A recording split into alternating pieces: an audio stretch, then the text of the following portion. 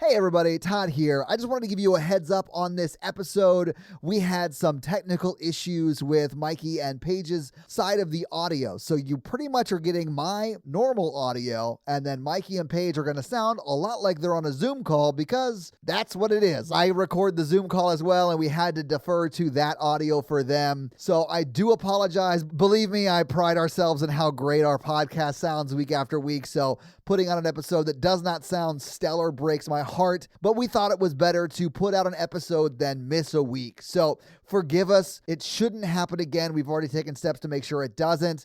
And again, sorry. It is a great episode, so please stick with us. You're going to love it, I promise. But for now, enjoy this amazing intro song from Aaron. I don't need no wine and dine, I want something high class.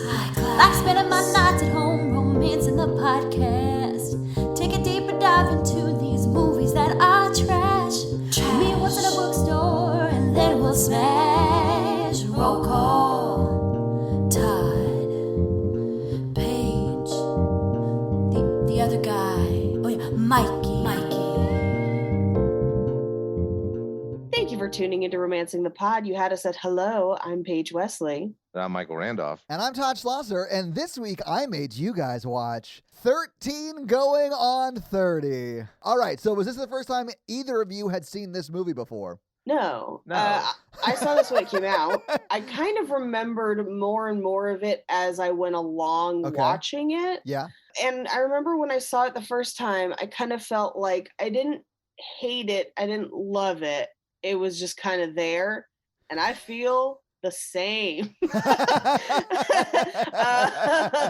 don't super dislike this movie. Like, I don't have super strong feelings against it. Sure. But I don't need to watch it again. Yeah. I think I'm really fine. Never seen this again. There are hotter versions of Mark Ruffalo out there in the world. You like him as the Lumber Hulk. I get it. I mean, that's fine. I mean, Lumber Hulk is peak Mark Ruffalo for me. Although he is very cute in this movie. He is. He's adorable. But this movie has like a wild consent problem, and I love Jennifer Garner, but she spends the first 30 minutes of this movie at an 11, and she could have done an 8, and it would have been good. And also, I think her hockey boyfriend's dumb, but kind of cute. That checks out. That checks out that you would like the hockey Surprising boyfriend. no one. Surprising no one. This makes complete sense to everyone involved. Yes. I mean, when you think about him in the story, he's just being him, trying to have sex with his girlfriend that he's been dating for a long time. And he just has no idea why she's acting weird and doesn't really examine it. And she fully goes on a whole different life without him. It's kind of wild. Yeah. Well, she was cheating on him anyway. Apparently. With a married guy and also with an engaged guy. There's a lot of cheating in this movie that everyone's just like, but the one. And I'm like, oh, no. That doesn't make it okay. Well, she's only... Okay. This is only the second time I've seen the movie. The first time was... I have no idea when the first time I saw this movie was. Probably close to 2004 when it came out. Yeah, it wasn't in theaters. Okay. Whatever. And I wasn't paying close attention. So I watched it close. Todd and I had a brief conversation before Paige got on the call where I do think it is the female version of Big, but like instead of I think it's very interesting that she skips forward and she's like, I'm a douchebag. Yeah. And I think that's a very interesting concept. Mm-hmm. Like it almost like a Christmas Carol kind of thing. Sort of like what would happen if the 13-year-old version of you ran into the 30-year-old version of you. They'd be like, wow, I'm still single? I think about what 13-year-old me would think about 30-year-old me all the time. And I'm just like, well, 13-year-old me didn't know shit, so it's fine. 13-year-old me can hug a dick. I'm on my own out here in these streets. I'm fine. It's good. Correct me if I'm wrong. It's been a long time since I've watched Big. He has sex in Big. Yes. As an adult. Also problematic. Oh, we got to do that movie. I was glad that they didn't do that in this movie. And I didn't remember if they did it or not. But they put her in a handful of situations where I'm just like, oh no. Yeah.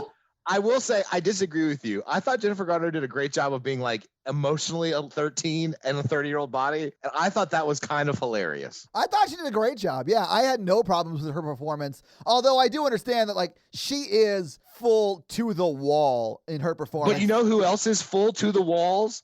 13-year-old people. Yeah, that's why I don't really mind it so much. I think I was just annoyed where I'm just like, And I think the problem is just I don't want to watch teenagers. I was about to say, but Paige, would you also be annoyed if you were hanging out with a 13-year-old right now? Yeah, I mean, it depends on the 13-year-old, but probably. Yeah, if it was a 13-year-old she met in the elevator and sort of befriended, she seemed more calm. Jennifer Gardner's version of 13 did not seem calm. Yes. For the record, I don't want to hang out with either of those versions of 13-year-old girls. I was asking which one Paige would want to hang out because that's much more appropriate. Well, I mean, there is a point at which adult Jennifer Garner is exclusively hanging out with teenage girls, and I'm like, where are their parents? Yeah, that would be weird, right? Why are none of them concerned about the adult woman in their apartment building holding sleepovers? Because ladies can molest too. That is straight up grooming behavior. You should Okay, we're going dark. We are going dark. Mikey, what did you expect us to do? I thought when she hit on that little boy at the bar, I lost my shit. I thought that was so funny. It's funny, but I'm like, I kept expecting his parents to be sitting across the booth from him being like, excuse you. That would have made it funnier. That would have been more funny. Yeah. But in that scene, Mikey, I would have been weirded out if she hit on the older guy because the age difference between the young guy and 30-year-old Jennifer Gardner is the same between 30-year-old Jennifer Gardner and that old-ass man that... I love Judy Greer, but Judy Greer is questionable in this movie. But Judy Greer was telling her to hit on. I like how they found a young actress that looks exactly like Judy Greer. God. But then they're like, she had a nose job. I was like, did she put the old one back on? Because they look the same. Yes. I watched this with Natalie last night after we finished recording Oculus. So we were up to like 12:30 watching 13 going on 30 because our life is insane. But she was like, can you guess which one of these girls is Judy Greer? And I was like, yeah. The one that looks like a 13-year-old Judy Greer. Yeah, I know which one is. I bet they just saw that girl in casting and they were like, stop drilling, we have hit oil. Just like. And she can kind of act. She's perfect. I thought it was pretty good. I don't think I would watch it again, but I see why people like it. Oh, yeah. So it was the first time I had seen it clearly, and I thought it was charming and funny. I think it's a little problematic, but for movies of this time period, it's not as problematic as other ones we've done. What movie have we watched that isn't problematic? Yeah, that's fair. I cannot wait until next week. I'm Paige thinking of fucking bonkers movie. She's been teasing her pick for I'm so excited right now. days. I am so excited right now. You tease. Anyway, but yeah, I sort of liked it. I thought Jennifer Gardner's performance was over the top and silly and ridiculous. I love Judy Greer in anything she does, even when she's the villain. So like, yeah, it was great. I'm with you, Paige, though. I'm glad that there was no sex in this movie. Oh, yeah. I rewatched Big with my family on like summer vacation like 2 years ago. Yeah. And then like me and my brother were like, oh, they have sex? That's that's rape? Question mark? No, it is. I was glad there was no sex in this movie because I think that makes it extra problematic. Even though adult Paige saw Hockey Boyfriend and was just like, I could do with seeing a little less clothes on this guy. He's naked in the first time you see him and you wanted less clothes? Well, I did until I saw the tidy whities, and then I was just like, oh no, thank you. Yeah, there's no good look that includes tidy whities. No, and I'm like, what? We had boxer briefs at the time. What are we doing here? I think they were just trying to make him look the fool. And I was like, then you should have made him less buff. He's a professional hockey player. Yeah, I know. That's the whole thing. Yeah. He's not the best of the team, but he has the best ass. No, he's just got the best ass. He's still on a professional team. And I'll be honest with you, I just think he's kind of funny. Like, there's nothing wrong with him except that he's kind of dumb and kind of funny. I don't think anything was wrong with him at all. I thought the whole concept of the movie is great, where like she just wanders through her adult life and is like, I'm a terrible person and I don't. Horrible this life bitch. Sucks. Yeah, like Scrooge McDuck. Or wait, Scrooge, not McDuck, the other one, the real one, Bob Marley's Ebenezer partner. Scrooge. Mikey. Ebenezer Scrooge. Oh my God! All right, this is getting ridiculous, Mikey. I need you to like figure out what's going on. You call yourself a Christmas person? How dare you? Well, let's just get into this movie because we're gonna have quite a bit to talk about. All right, let's go. Let's do it. So we kick off with the Go-Go's Head Over Heels classic. We get credits over Sparkles, and then we get the picture day at Jenna's school. Yeah. And it turns out bad. Those are bad photos. As picture days often do. Yeah. Hilarious. I had some pretty good luck. I think my worst one was first grade. I had just gotten my ears pierced, wanted to show them off. So I wore pigtails and a dress that had a choker attached to it because it was the 90s. Oh, wow, Paige. And I would have to search to find this photo. I'm sure my mom has it somewhere. Paige's mom, please provide us with said photo. I think that was the first time I realized that I had big ears. I had no idea. Oh, you have big ears too? Yes. As a kid, I had not grown into them yet, and I looked like Baby Shermanator. I love it. I have big old ears. But also a very attractive person now that he's grown into his ears. Yeah, we grow into them sometimes. Yeah. But this is a real bad photo of her. It is a very bad photo of her, yes. And she picks up the photos, and this is the first place where we meet her friend, who is kind of like an amateur photographer, Matt. And they take pictures, and they're fun. He does get fat shamed a bit as a teenager. Yep. Well, it sort of reverse fat shamed as an adult. Judy Greer was like, hey, remember that time you were fat? Like, she's so mean. I mean, that is how mean high school people do. You can't really please them. You can't make them happy. You're too fat. You're too thin. They will never love you. Anyway, she runs into the popular girls in the hallway. And this is the first place where we meet. In my notes, I just have her as baby Judy Greer. Yeah, that's who she is. But I guess Tom Tom. And I don't know why they call her Tom Tom. It's not really explained. No, it's not. Anyway, her name is Tom Tom, and she has the 6 chicks who are just 6 girls who are bad at coming up with names.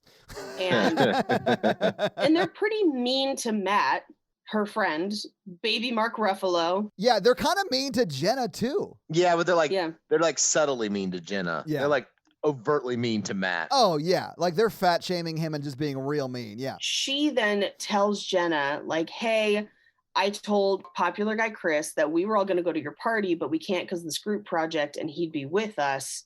And so Jenna offers to write the project for them. And then she and Matt walk home. We find out they're roommates and they're sharing razzles. They're roommates? No, sorry. They're neighbors. Neighbors is the word I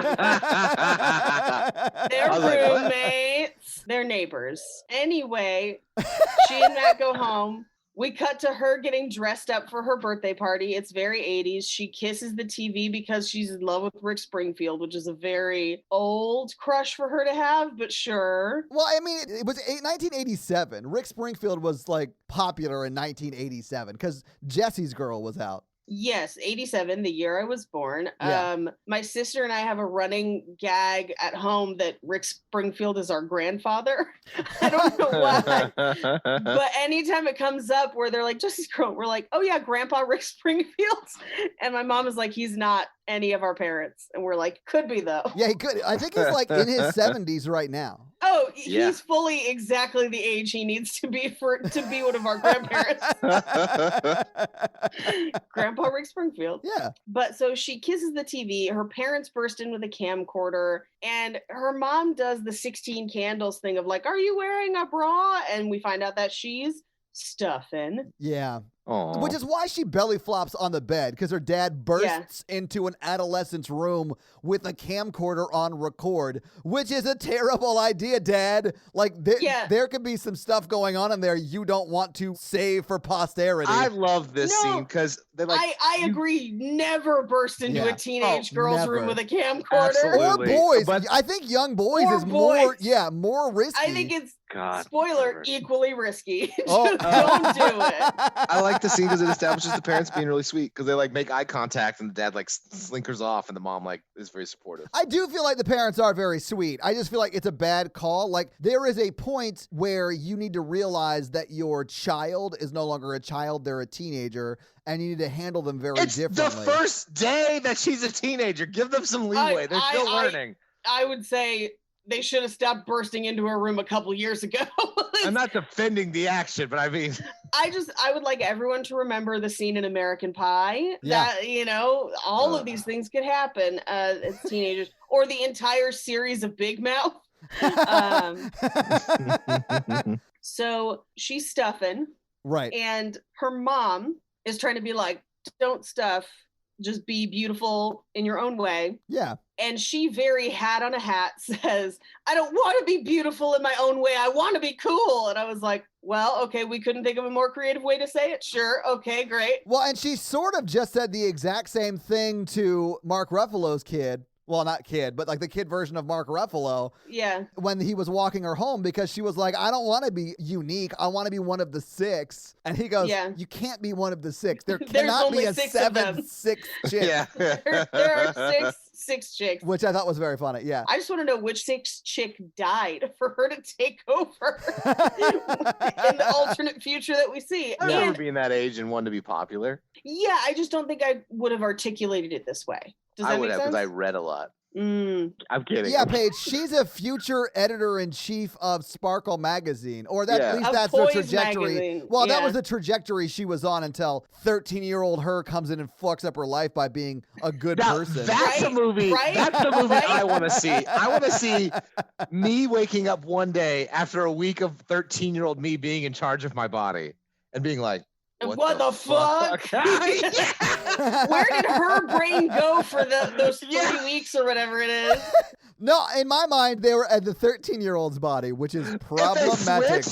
That's a movie I want to see. No, okay. That makes more sense because the timeline that gets 13-year-old her to where she ends up in this movie requires her to be a bitch of proportions we have not seen in her as a teenager. Yeah. So, headcanon, hear me out.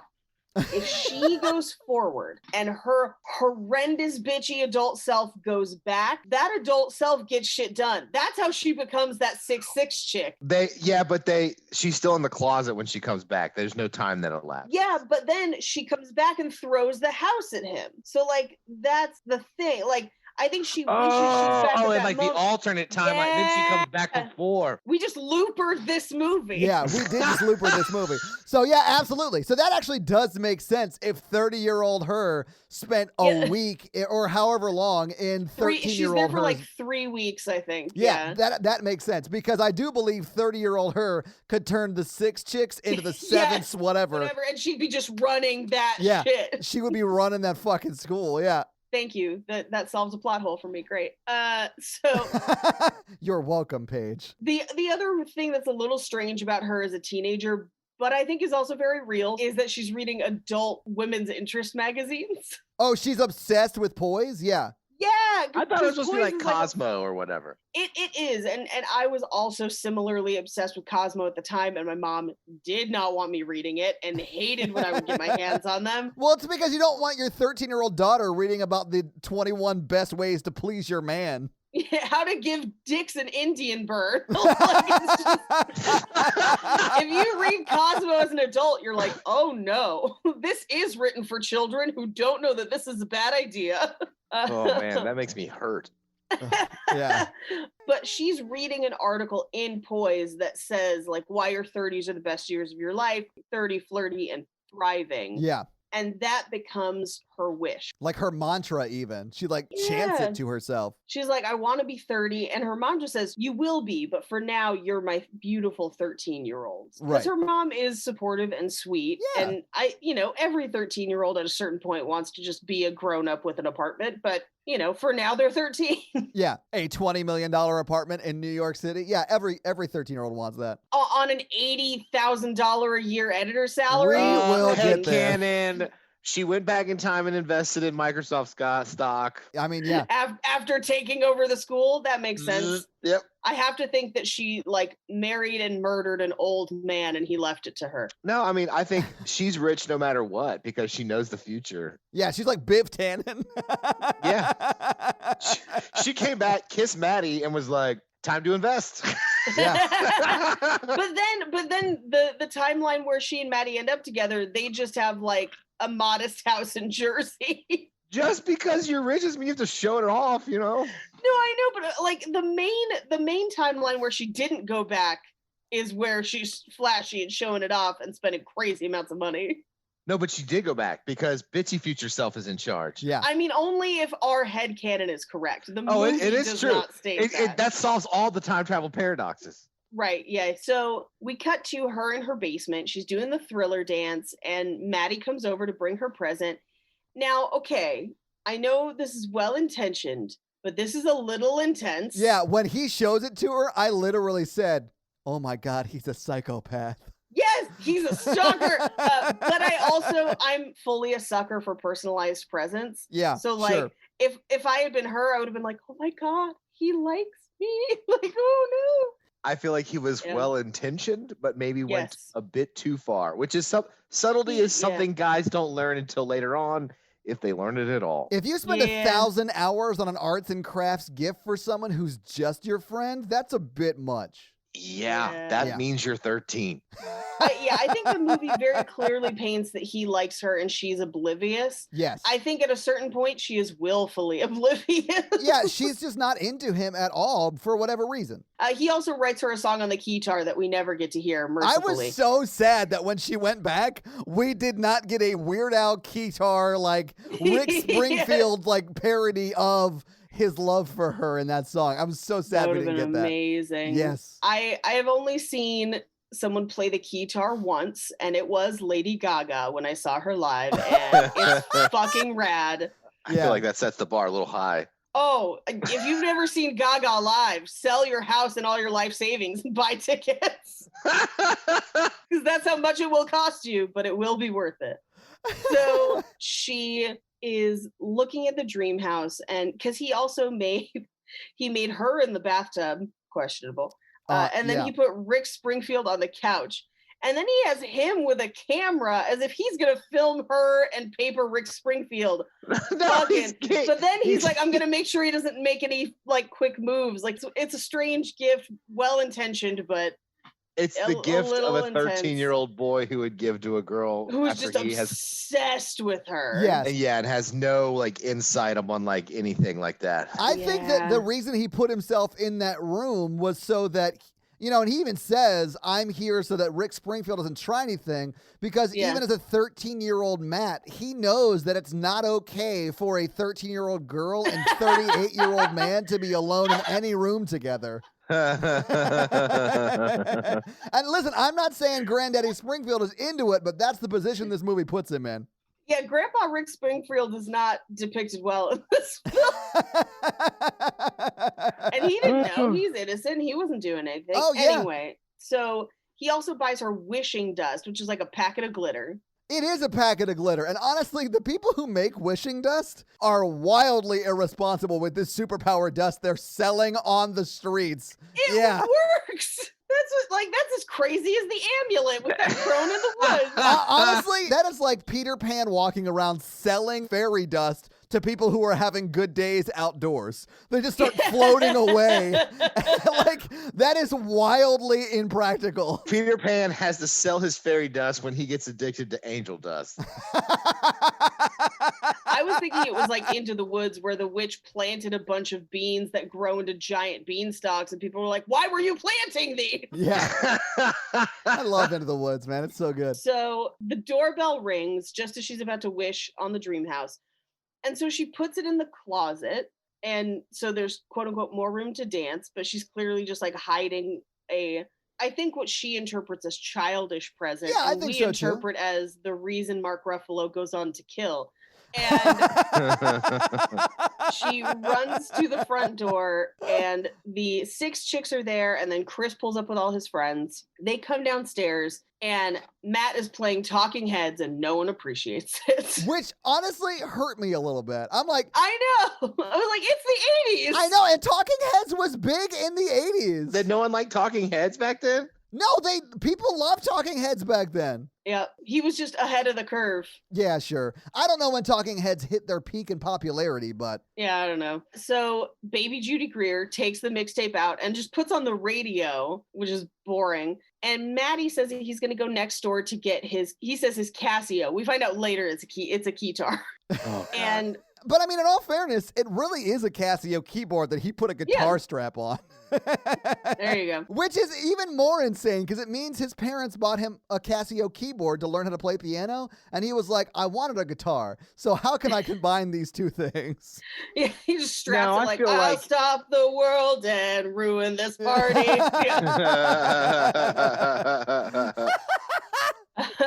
But this is where she says, do whatever you want, Matt. I don't need a play-by-play. Which is something that baby Judy Greer had said at school. Yeah. Honestly, that hurt my heart so bad. It's so sad. Get ready. We're seeing Matt's backstory of how he starts obsessively working out in college. Yeah. Anyway, he leaves, and baby Judy Greer's like, cool, we're going to play 7 Minutes in Heaven.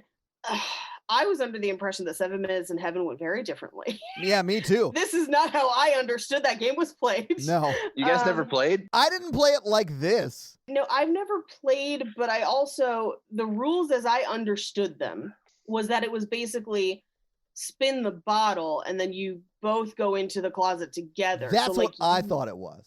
Okay. Yeah, I think there's that. I mean, it's been a long time. Yeah. What, like 3 weeks?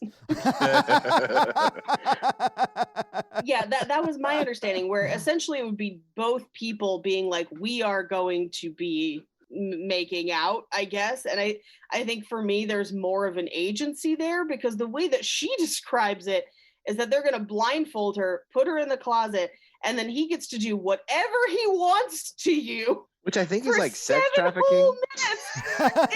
It's definitely, consent is an issue. Yeah. And she's like, and Chris wants to go first, which is just like. It's also implying that there's a queue forming behind Chris of people that want to make out or molest or whatever. I didn't think about that. Yeah. I remember playing this game and like this girl and I were in there. Oh no. And I liked her, but it was like a polite, like we just like talked for 5 minutes. So sure. I fully think that that's what happens 99% of the time during this game. And then she like kissed me on the lips when we got out of the closet. And I was like, that was the best.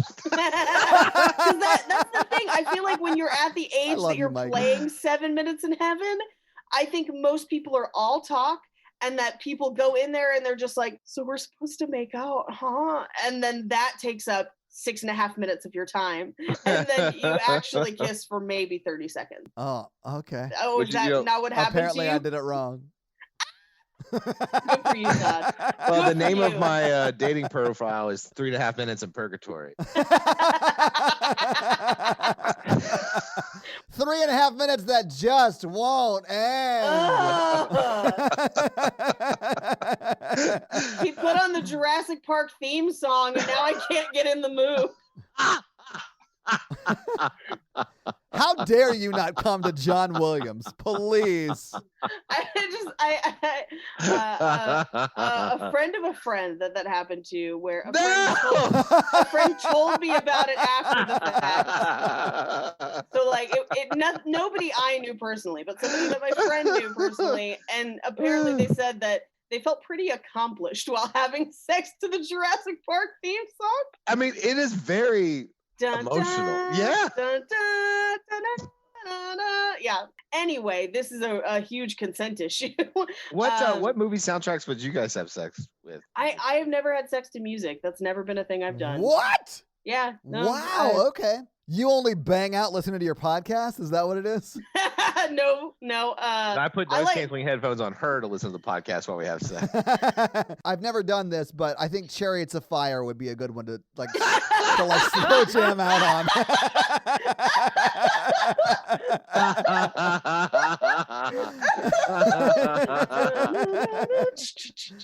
You just get in rhythm and just slide on in. I was gonna do something Danny Elfman, you know. Mikey. Little Edward Scissorhands. Yeah. Or Schindler's List. Oh no. Yeah, no, I like hearing the sex noises. That's why I'm there. I don't think that's a weird thing to say. Anyway, she's locked in the closet and unstuffs her bra because, according to baby Judy Greer, Chris loves going for second base. Yeah. Which, if you're stuffed, that would be kind of funny for him to be like, did you have a nosebleed earlier? Like, what is happening?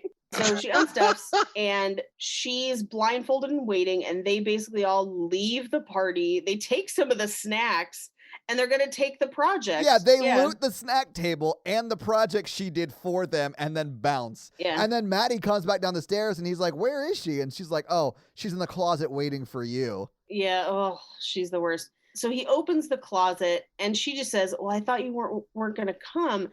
And then reaches out to be like, where are you? And then he does the very sweet, they like interlock fingers. I thought that was very sweet too. Which is very sweet. Yeah. And then she just says, oh, Chris. And he just goes, what? It's Matt. And she's like, what? What are you doing here? Where's Chris? What did you do? And as if it was Matt's fault, as if he was like, this is my plan all along. I mean, he didn't turn down the plan. I don't think he knew the plan. Yeah, he was out of the loop. He ran to his house to get his keytar. He came back down and then was told that she was in the closet waiting for him. I don't feel like he did anything wrong here.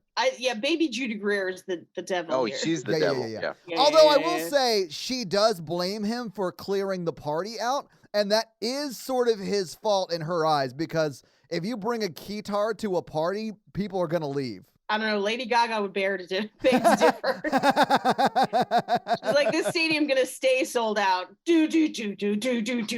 Yeah. I mean, Judas Priest used to play flute at rock shows, so I guess you can make anything work. I mean, fucking Lizzo plays flute and twerks. I don't see any problems. I don't see any problems with that except her breathing control. Good for that girl. I can't do that shit. Yeah. I don't know how you're holding a steady breath tone while flapping cheeks, but I'm glad someone can. Yeah, same. I think flapping cheeks is the grossest thing I'll say today. So you're welcome. You're welcome for hearing it from me. It is accurate. Yeah, and so that's why it's staying in the show. No cuts. No cuts. No cuts, Mikey. No cuts. I don't believe in him. You don't believe in circumcisions? Let's move on.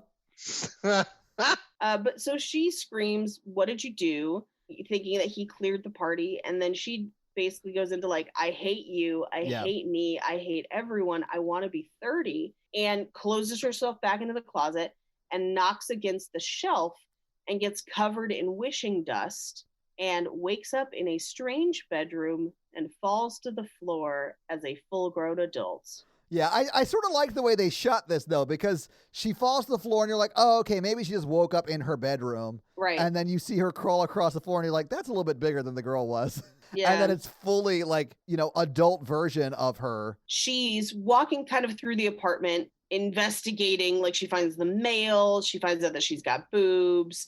And we kind of see the boyfriend like walking around behind her a little bit. Yeah. But he doesn't ever use her name, which I found really weird. He was like, Sweet Buns? No, Sweet Bottom. Sweet Buns would be better. I hated Sweet Bottoms. I was like, why would you call someone Sweet Bottom? That's because so Sweet weird. Bottom girls make the world go round. That's Fat Bottom girls. And that is true. Sweet Bottom is not true. Although, whatever, Sweet Bottom is fine. I just don't like the way it sounds. Fat Bottom girls be flapping cheeks and playing the flute and making the world go round. Fat Bottom girls be flapping tweaks, sweet round the world. Sweet Bottom sounds like you gonna flap them cheeks tonight. So she tries to call her parents, but they're on a cruise without her. And then she leaves them a voicemail that just says, you went on a cruise without me? Which I think is very funny. I loved it. And I want to see the day that her parents arrive home just to that voicemail. And they're just like, what? Well, she's there the day they arrive home. I know. And we don't get to see them be like, what happened? If she's in the house crying and then they check the voicemail, they'd be like, we have to get our daughter help. Yeah, oh no. She grabs her coat and an umbrella because she's trying to get out of the house and away from the boyfriend who's like helicoptering his dick at her. Yeah. Which, hey, if you're in a healthy sexual relationship with another adult, a consenting adult, occasionally you're going to get dicks helicoptered at you. I would be lying if I said I hadn't done that recently. Yeah, it's a common part of that's the thing is I only do that when we're making love to the Platoon soundtrack.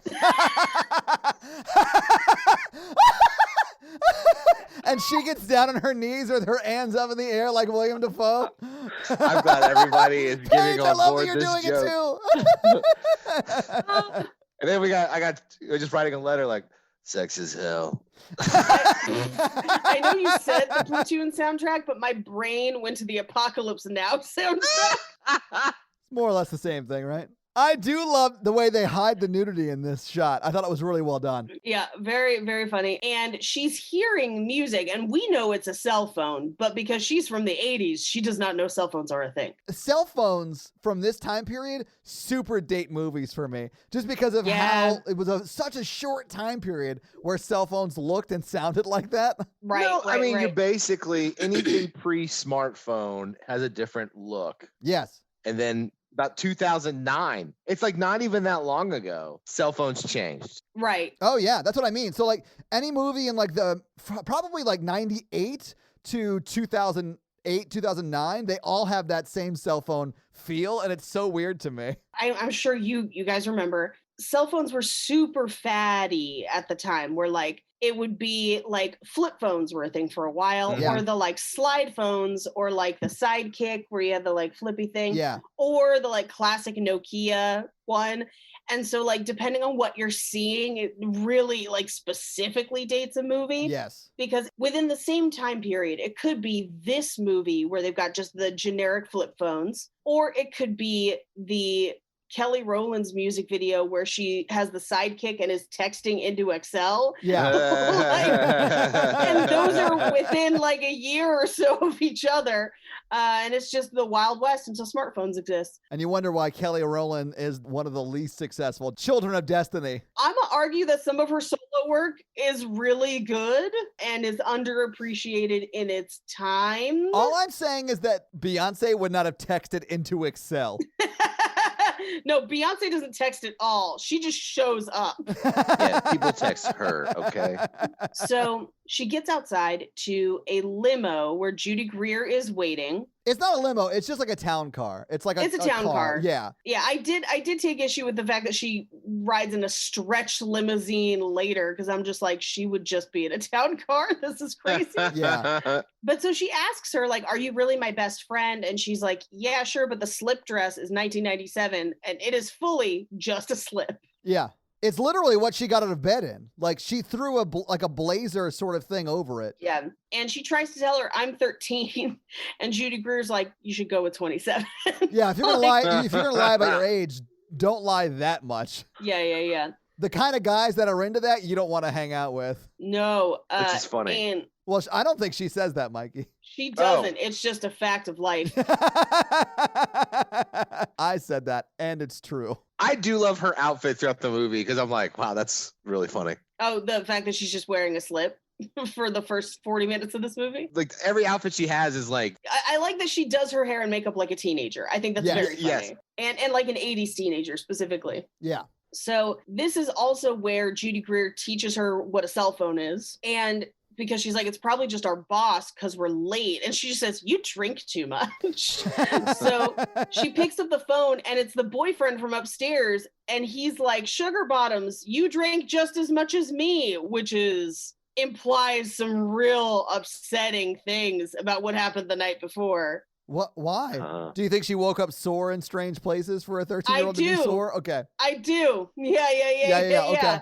But I mean, it was probably consensual, right? The night before. I mean, they're together. I guess. I mean, alcohol negates consent, so that always makes it a little strange. But like, it's a weird line to include. Maybe they were too drunk to do anything last night. I think that could be the other option: is that nothing happened. Yeah. And he was trying to make it happen this morning because they were too drunk to do anything the night before. I don't know. That's a weird line to go with instead of like, babe, are you okay?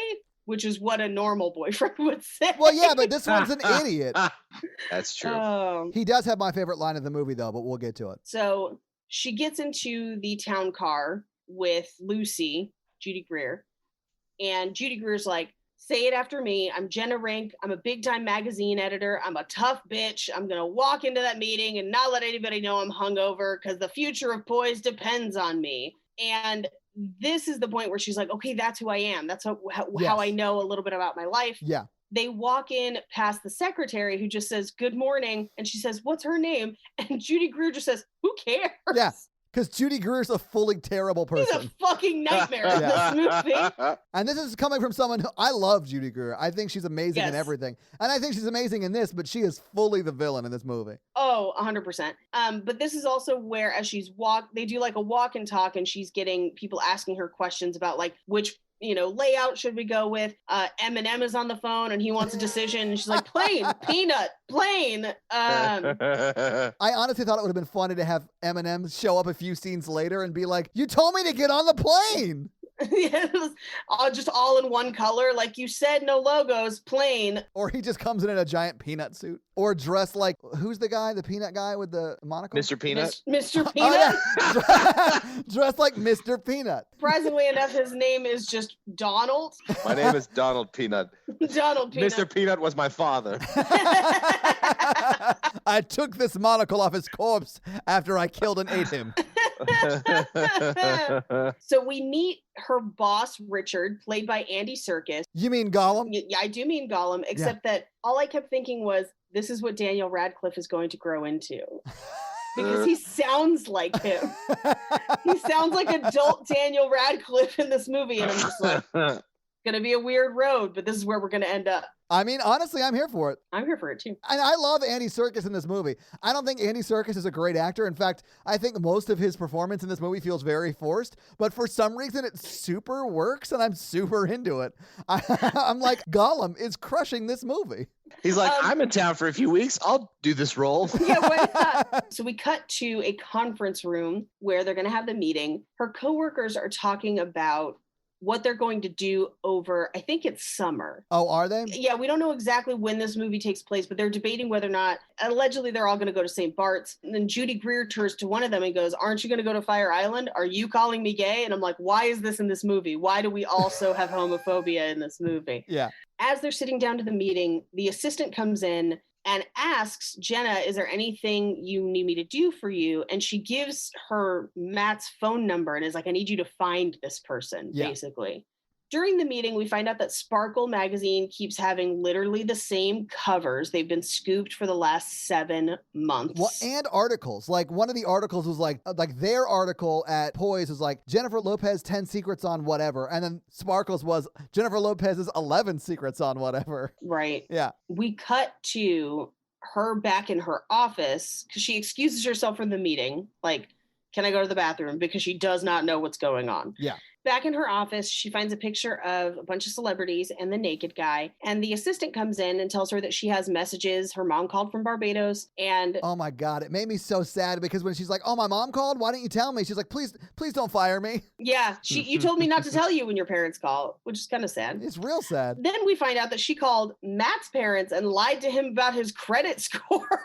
Oh, yeah. And found out where he lives now. So she rushes out to go track down Matt in Greenwich Village. The assistant's just like, so should I cancel your 2:30 meeting? Like, what's happening?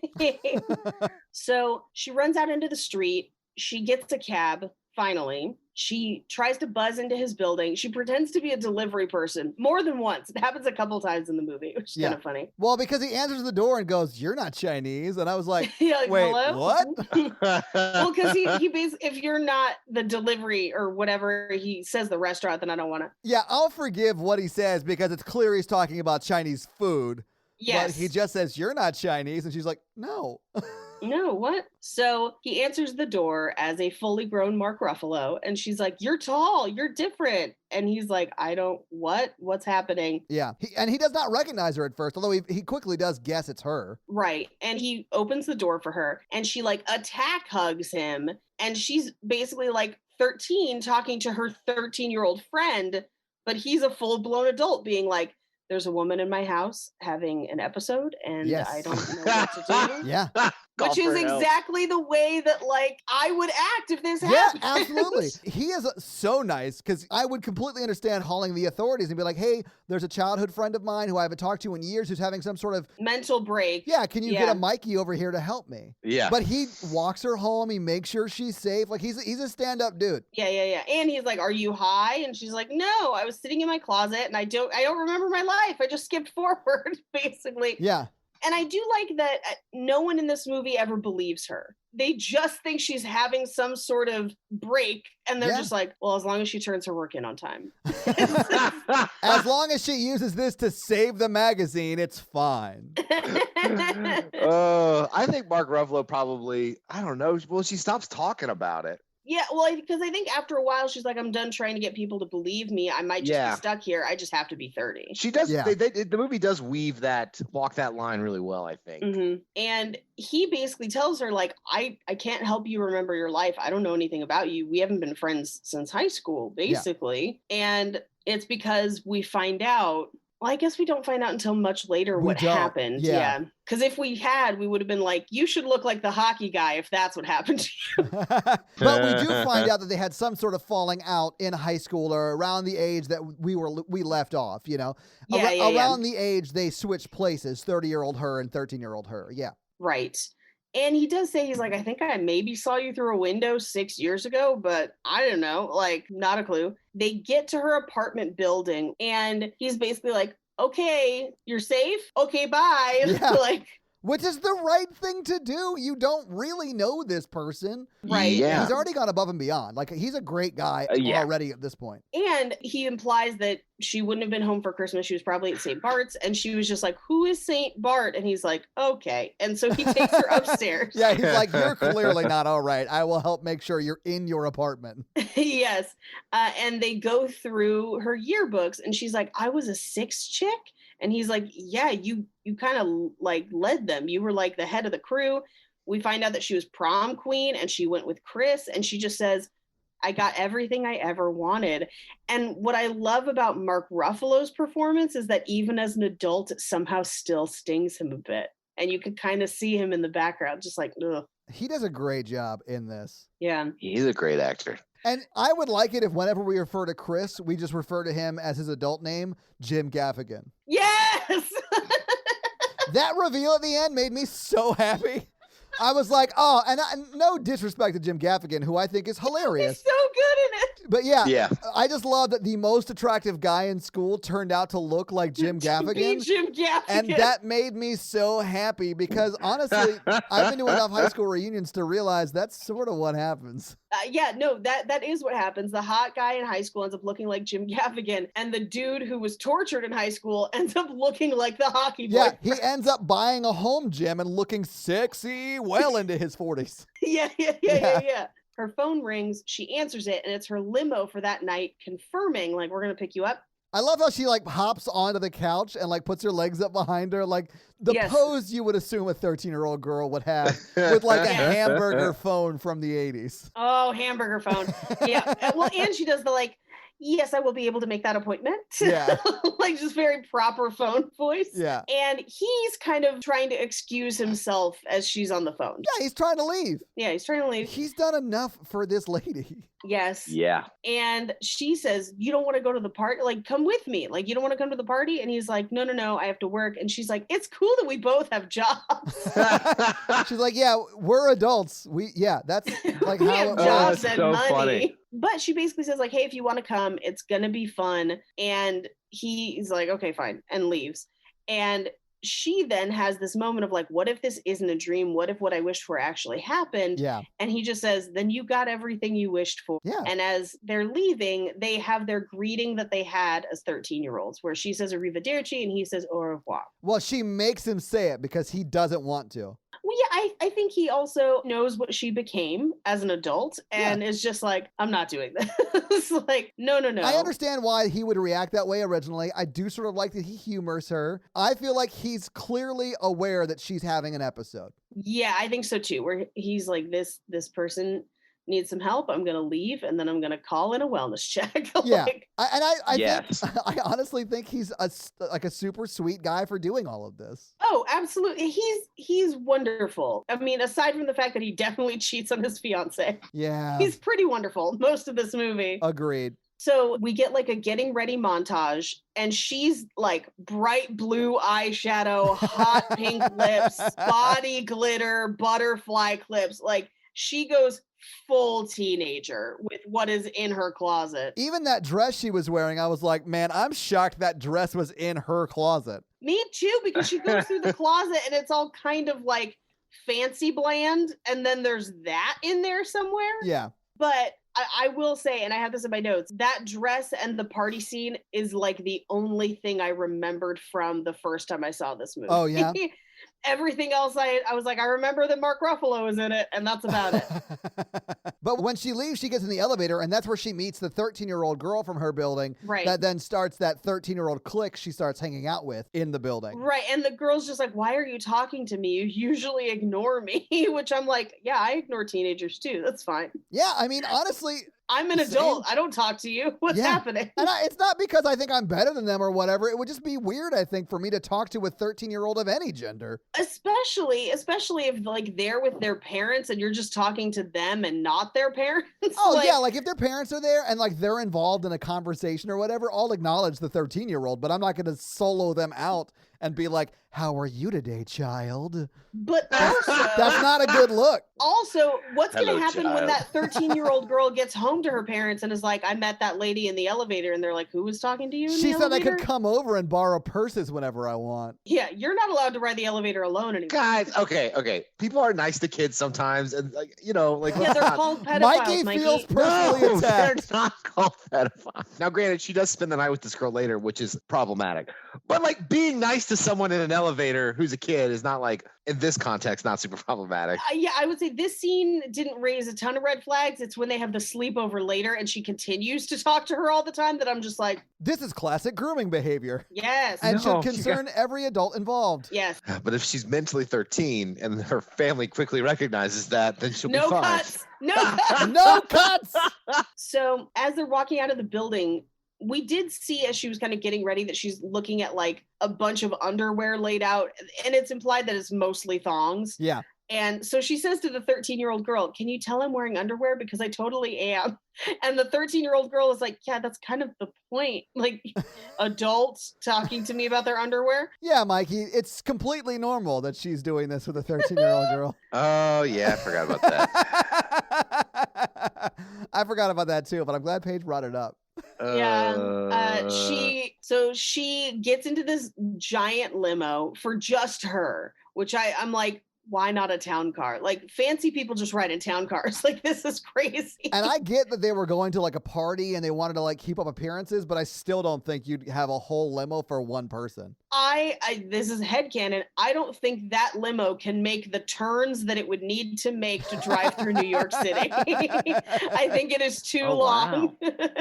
I do love that she is fully just outside the sunroof as she's pulling up to this party though. Yeah. We find out that it's a fancy party for Bloomingdale's and their collaboration with her magazine. Yeah.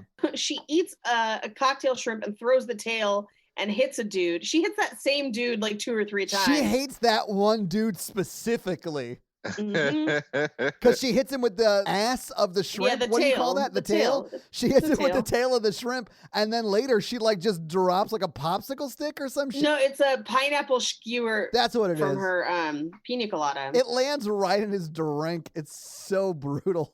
I mean, it's funny though. I laughed. Can we talk about getting drunk on pina coladas and how terrible that is?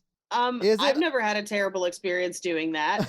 I've had pretty great experiences doing that. I love pina coladas, but 4 in a row is a bit heavy. I mean, that's a heavy drink. Well, okay, Mikey, that's because pina coladas are effectively a Jamba Juice with alcohol. Yeah, I know. If I'm on a cruise, that's what's happening. But I mean, it depends on how big the pina coladas are. Let's put it that way, because I've definitely had 4 lava flows in a row and just been pleasantly buzzed all day. I love a pina colada. It's definitely a baby drink. Yes. But as someone who used to frequent tiki bars, yes, please. I love a good tiki bar. So she's getting trashed on pina coladas. She comes to talk to Judy Greer and calls her Tom Tom. And Judy Greer's like, yeah, I had a nose job. Sure, yours looks better. Which is where we reveal that she has also had a nose job somewhere along the way, oddly enough. Oh, I thought it was like I had a nose job and yours still looks better than mine. I thought it was like, hey, your natural one looks better. I mean, you might be right, Paige. I just read that differently. I have no idea. The only reason I read it differently is because she feels her nose after, which to me suggested that she had also had one. It was just like, what? I mean, you might be right. I might have just missed that. Yeah. I don't know. But Andy Serkis comes up to her and is just like, it's 11. People are leaving. This is a disaster. This party's a disaster. It's the end of the magazine. They run into Sparkle's editor-in-chief. Yes. And she just says, you are mean and rude and sloppy and frizzy, and I don't like you at all. I like that quite a bit. Yeah. I like that very too. Funny. I think we should all start insulting each other like we're like in all 13 again. That'd be amazing. She doesn't even go here. Your face is stupid. So the party is clearing. Yeah. And she basically is like, well, the DJ needs to play something different, which she is right. The DJ is not playing danceable music. Yeah, the DJ's killing this party with like bad techno. Yeah, like it's just like atmosphere house music. It's not, yeah, but it's not good house music, because house music can be done really well. It's just not a good version of it. I also have a thing of like, if you don't know who's coming to a party, if it's like the bulk, like if you're trying to get the most people to dance as possible, house music is not the way to do it. Right. You got to do it like a fucking wedding reception and just play Kool and the Gang and be fine with it, and everyone's going to dance to it. Yeah. You know, that's where disco wins. Disco or 90s acid jazz? No. Oh, man, come on. You could see people dancing to Virtual Insanity at any wedding. I wouldn't call that acid jazz, but okay. Oh, but they would. Is that like the scat man? Jamiroquai is acid jazz. Insanity, oh, okay. Always pretend I don't know anything about music. We don't have to pretend, Mikey. Yeah. No, okay. That's real. That will get people on the floor, though. Yes, if you play Cosmic Girl, it's all over. Oh, hell yeah. Especially post. Or Canned Heat. Oh, yeah. I was going to say Canned Heat post Napoleon Dynamite will get any white guy dancing. Yeah. Got Canned Heat in my heels tonight, baby. So she goes to the DJ booth and puts on Thriller, and people start to creep back onto the dance floor. And she walks out into the center and does the Thriller dance on her own with a spotlight for a few minutes until she spots Maddie in the crowd and kind of like drags him onto the dance floor with her, and they dance it together.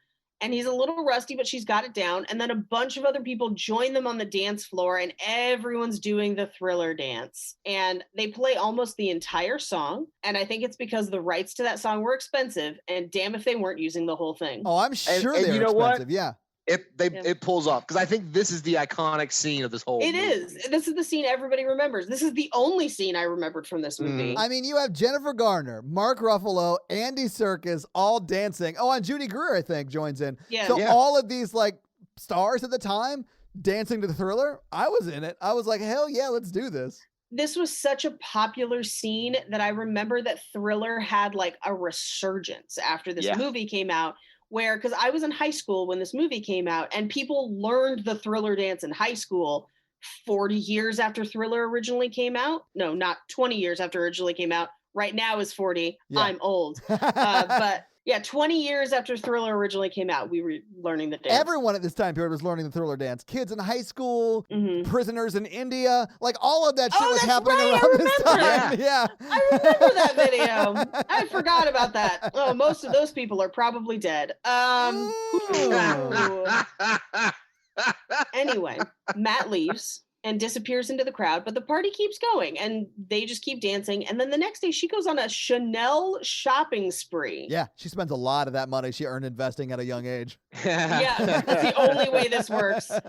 She goes to the park and feeds a dog what looks like a fatal amount of ice cream, depending on the flavor. Yeah, hopefully it wasn't like dark chocolate chip or some shit like that. It looked kind of vanilla-y, but it might have had chocolate chips in it. I don't know. She just like gives it a cone, and the owner's just like, that's fine. I'll take a couple thou in vet bills. No worries. The reason that person doesn't care is because it's not the owner. That is a professional dog walker who will be taking that dog back to the owner and having no responsibility for what it ate.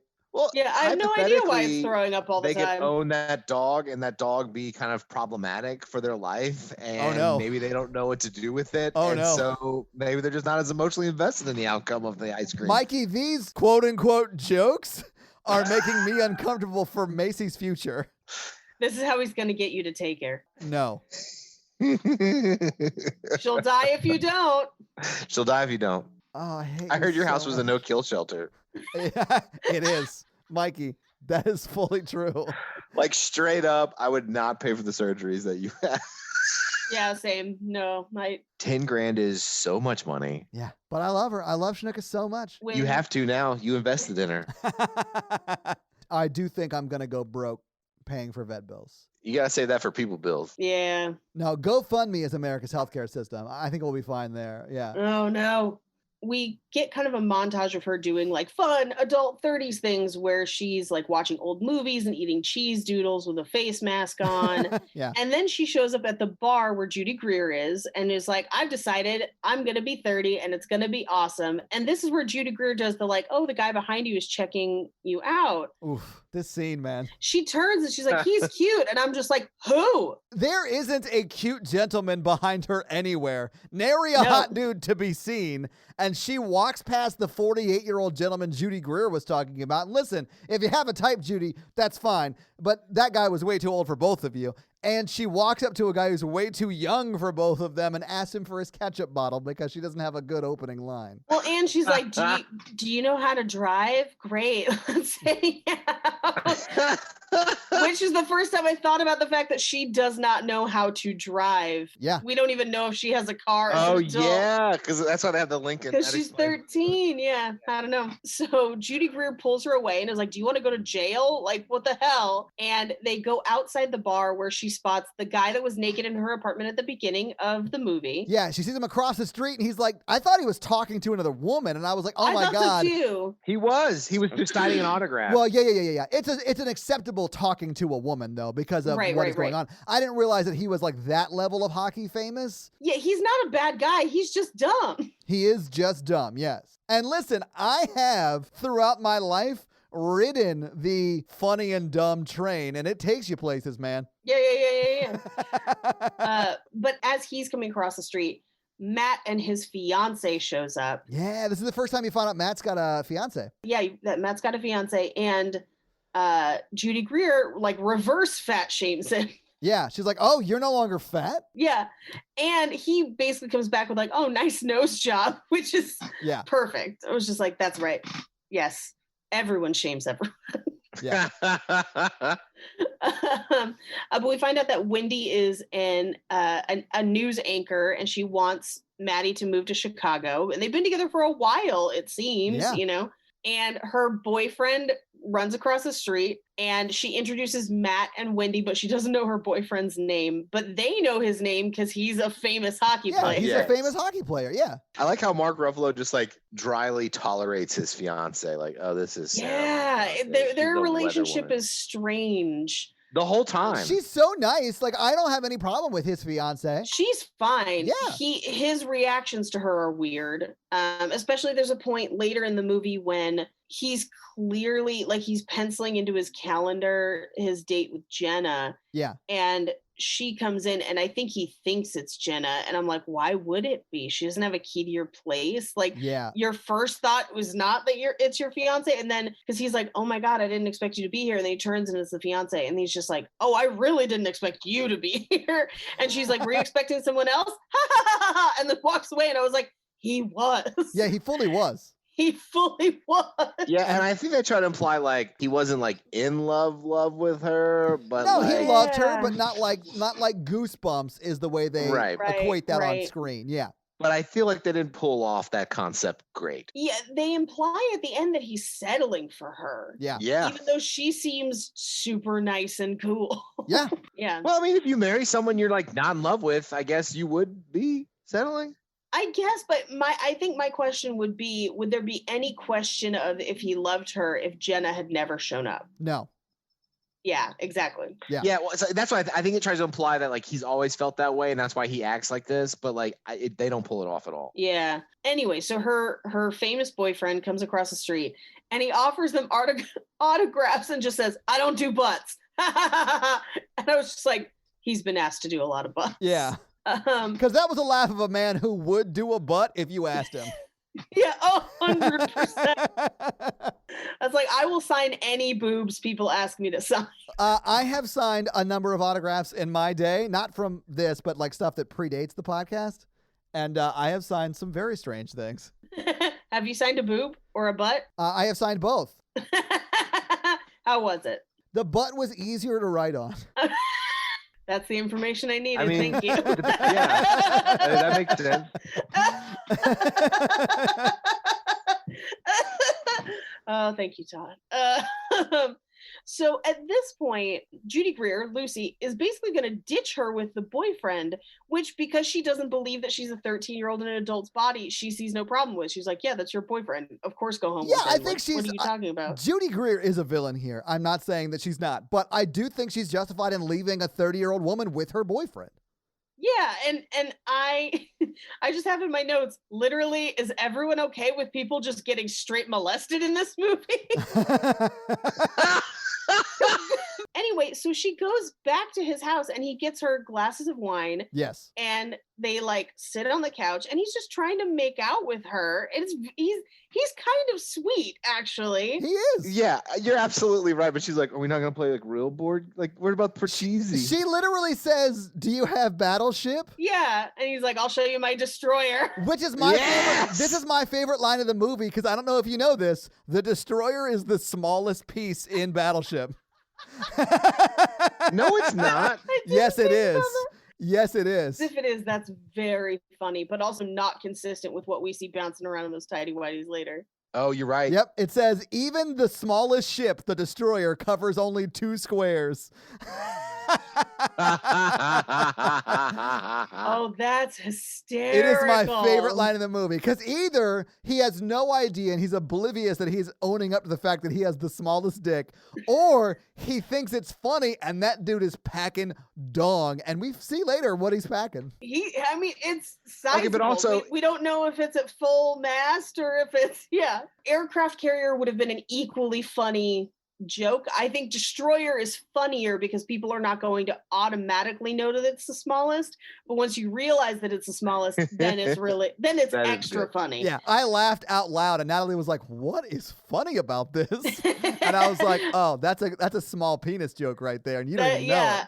I love to go for a joke with layers because it's funny enough on the surface of like, I'm going to show you the boat, but the fact that it's the smallest boat is, oh, that's stupid hilarious. That is I well respected that joke. That's really great. She keeps giggling as he's trying to make out with her on the couch. Yes. He's like, oh, that's right. I owe you one raunchy striptease. And he is not a great dancer. No. But he makes up for it in enthusiasm. Yeah. No, this is definitely how I striptease. I need a video of this. He plays Ice Ice Baby because he's a hockey player. Yeah. Yes. It's awesome. He's funny. He's really funny. He's my, like, okay, don't get me wrong. Love Mark Ruffalo. I think he's adorable in this movie. You wanted her to end up with the hockey player. I would fully be dating the hockey player. Honestly, if he knew he was making that joke and it wasn't just him being oblivious, like... He's hysterical. Yes. He is hysterical. Yeah. He is a hockey star that moonlights as a stand-up comic, and I'm here for that biopic. Well, and I feel like every interaction we see with him, he's kind of goofy. And I'm like, I could settle for Goofy. Like, even if he's not that smart, Goofy's pretty fun. Yeah.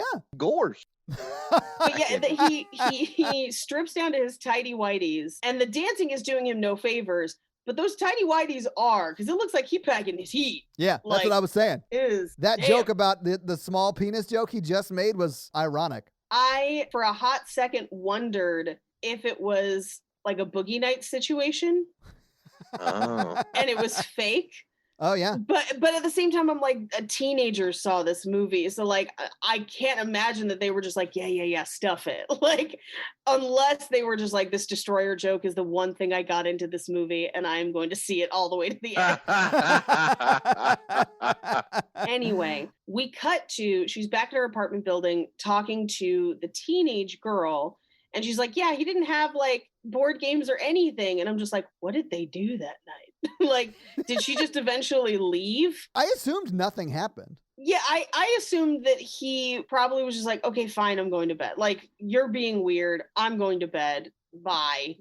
And this is where she tells that teenage girl has the whole, like, why do the ones you like never like you back? And she's like, because love is a battlefield. And that's going to be like a thing later in the movie, I guess. Yeah. Where we teach young women about, is that Pat Benatar? It is Pat Benatar, yes. And we actually see the music video for it for a brief moment in this movie. Yeah, that's Patty B's for sure. Patty B's. We cut to another board meeting where they're throwing out ideas for articles, and it's just 57 ways to have an orgasm. He loves you, but he loves your butt. Yeah. Like, and it's just, the joke just kind of morphs as they go. But this is where we find out that their numbers are bad and Sparkle is beating them. And so they have to redesign or close the magazine. And she basically champions redesigning. Well, Andy Serkis sets it up like, I need my dynamic duo, which he's referred to Jennifer Gardner and Judy Greer as the dynamic duo, but they go their separate ways. And Judy Greer has a wildly problematic, horrible idea. And, oh my God, yes. And Jennifer Greer has a very Doug Kenny idea when he came back to National Lampoon after his hiatus. I feel like Jennifer Garner's idea is just yearbook class. That's what Doug Kenny did when he came back to Lampoon. He made that the National Lampoon yearbook. Yeah. Anyway, so she gets back to her office after the meeting, and she's got a ton of messages, and it's all people just being like, "You fucking bitch, I hate you." And her secretary's reading them to her, and she's like, "Why don't I just read them myself?" Yeah. And then the secretary tells her that Pete Hansen, who's Tracy from the art department's husband, is there to see her. Yes. And he comes in and it's immediately clear that they were having an affair. I mean, it's clear before they start kissing because his excuse was, oh yeah, I was just here to drop off Tracy's lunch and thought I'd stop by and say hello to a woman I don't know or should have no reason to know. Yeah. Right? Mm-hmm. Yeah. He's one that I'm just like, why? This is obviously just to be mean. Bitchy Jenna has like weird physical taste in men. I think bitchy Jenna just likes control and that's what I thought it was. Oh yeah. Yeah. I think bitchy Jenna is just like, I take what I want. Yeah. But she ends up kicking him in the balls. And as she's leaving the office, she overhears Judy Greer and one of the other girls saying that they want to hire the best photographer and they don't want Jenna to know because she stole Charlotte's idea and then fired her. Yes.